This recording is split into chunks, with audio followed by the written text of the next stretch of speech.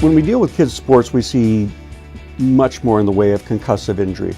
People need to understand that young women's sports have a very high incidence of associated concussion, even more so than young boys playing football.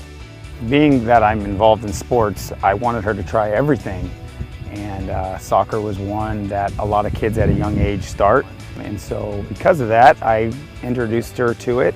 I've been playing soccer for about 5 or 6 years now, and I like how there's a lot of running involved, and I've been really liking soccer. Good.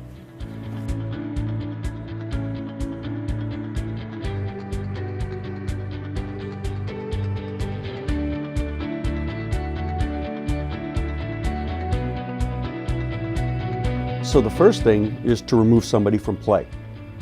The next important thing is to keep them from play until they have no symptoms, no headaches, no short-term memory issues, no behavioral issues, no nausea, vomiting, no dizziness. Everything has to be at baseline before you even think of returning them to play. You're always worried as a parent. Anything, I'm worried if she rolls her ankle, but her head especially with the concussions and the brain swelling is a scary thing. So I just try to tell her to learn how to use her body a little bit better than leading with her head.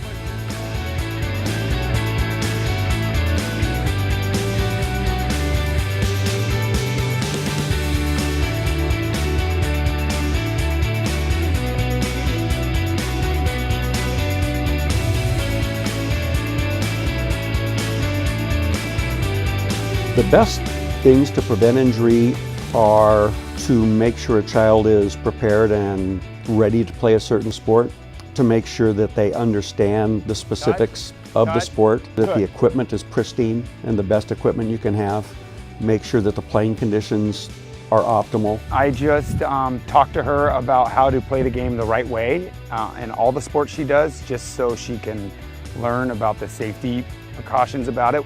All parents should educate themselves on how to recognize concussion and take a responsibility not only for their own children but for everybody else playing. I just feel that sports in a whole is good for kids. It teaches them life lessons and it teaches them how to live a healthy lifestyle, and if we can get these kids to play the sports and the games properly, then it should benefit all our youth today.